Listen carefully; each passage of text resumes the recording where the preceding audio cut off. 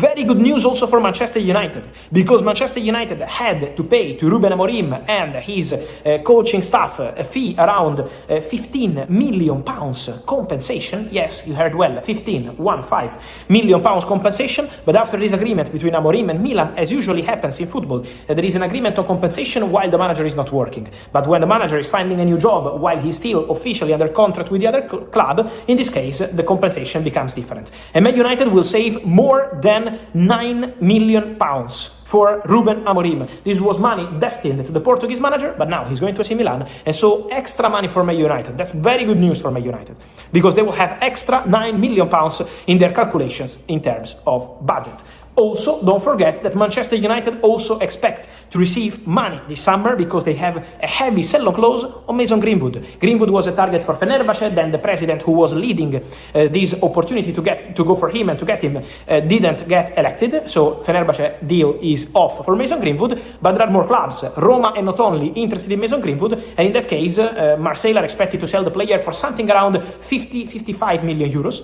And so, for Man United, will be a heavy sell-on clause, extra money. So from Amorim, from Greenwood, very good news for United. Money is definitely coming. Money is coming to Chelsea because they sold officially Marco Correa. Today, the official statement to confirm what I told you yesterday, the exclusive bomba, the perfect news, out of nowhere, and then in 24 hours. I came here to be the manager of Manchester United, not to be the coach, and that is going to finish in 18 months. Wow. If you caught that post-match press conference after the Leeds United game, you know exactly how incredibly tense those words felt in the room. That was Ruben Amorim, clearly frustrated, just publicly drawing a massive line in the sand about his role and his own self-imposed timeline. But, well, as we all know, football moves way faster than 18 months, right? That timeline came to a pretty abrupt, chaotic end with his sacking in January. But here's the thing. The story absolutely did not end there. In fact, his exit actually set off this massive chain reaction that is literally still sending shockwaves through the transfer market and the corporate boardrooms today. Welcome to This Explainer. I am absolutely thrilled you're joining me today because we are looking at one of the most fascinating behind-the-scenes stories in football right now. We are going to unpack the dramatic ripple effects, both financial and sporting, of Ruben Amorim's highly anticipated move to AC Milan.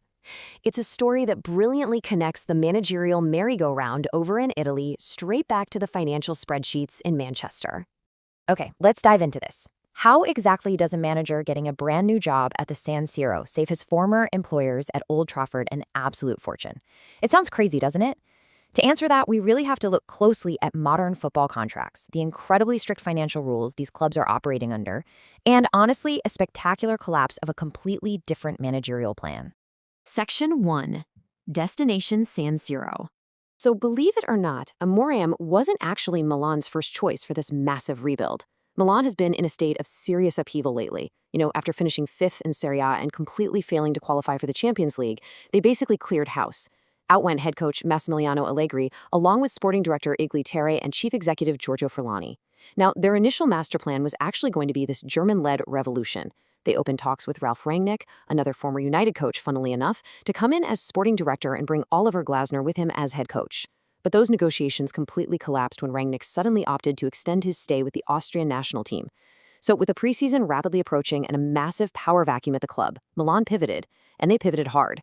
They handed Amorim a contract running until 2028, with an option for 2029, and they're offering him 3.5 million euros per season, plus some pretty heavy bonuses tied directly to getting them back into the Champions League. Section 2. The financial shockwave. Now, while the Italian press was busy analyzing Amorim's tactics, the accountants back in Manchester were breathing a massive sigh of relief. So, the crucial point is understanding something called a mitigation clause. You see, when a top-tier manager is sacked, they don't usually just get handed a giant briefcase full of cash on day one. They get paid out their severance over time. A mitigation clause is basically a standard contract provision that says the moment that fired employee secures a new job, the old employer's obligation to keep paying them either reduces significantly or stops entirely. To be clear, Milan isn't buying Amorim out from United. United simply gets to stop paying him like an employee now that he is officially back in the workforce. And guys, we are not talking about small change here. No way.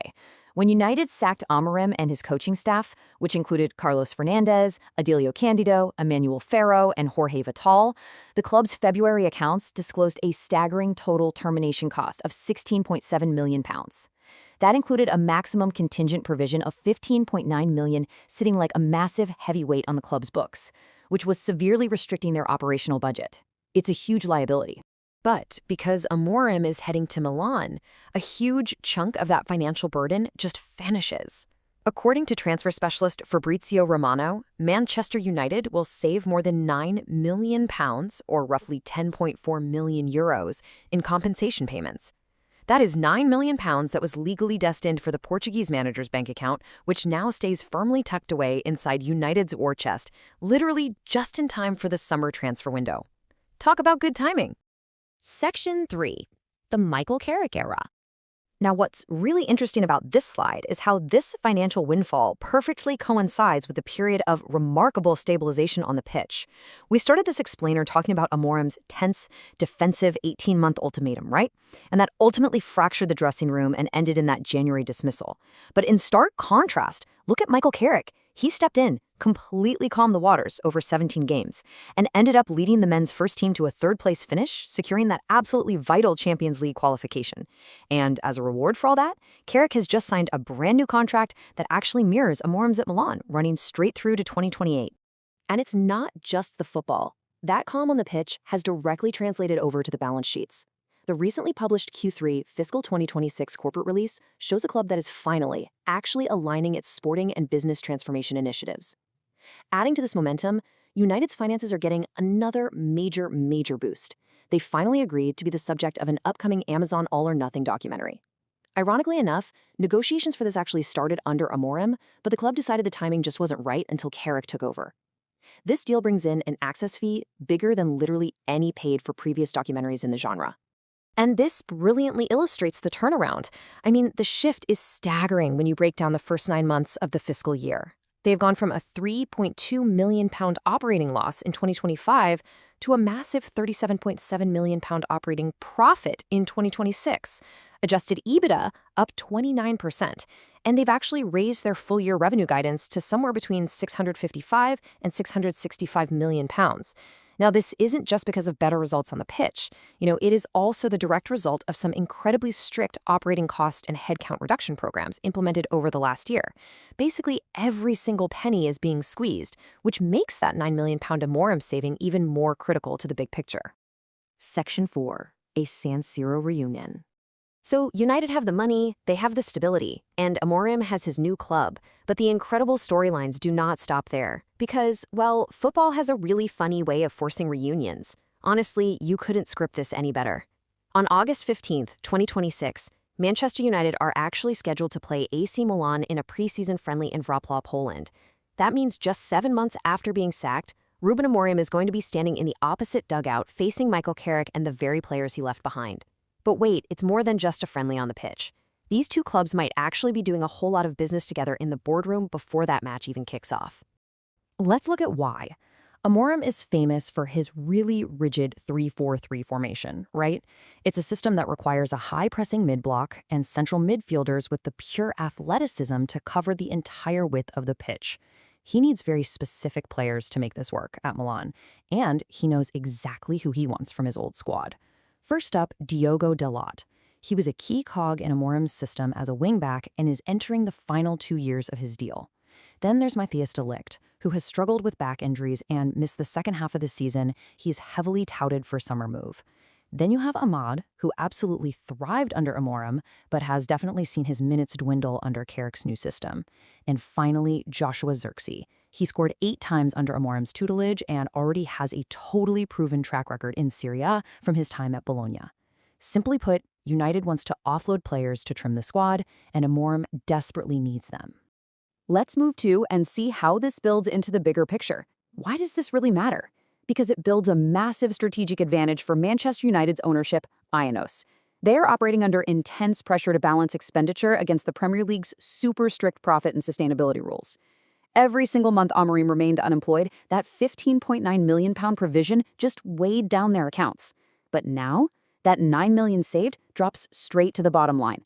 Combine that with the potential transfer fees they could extract from Milan for players that just don't fit Carrick's system anymore, and suddenly, United have a highly flexible war chest for their own midfield reinforcements.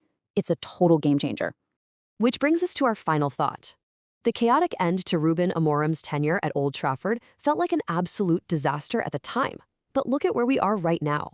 Milan gets a top-tier tactical coach to lead their Champions League charge. Amorim gets a fresh start at a historic, iconic club. Michael Carrick gets a long-term contract and a super harmonious dressing room.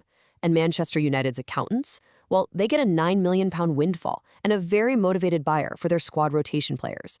So it really begs the question, in the incredibly cutthroat world of elite football, does this mid-season sacking look like one of those rare scenarios where absolutely everybody wins? But here is the real kicker.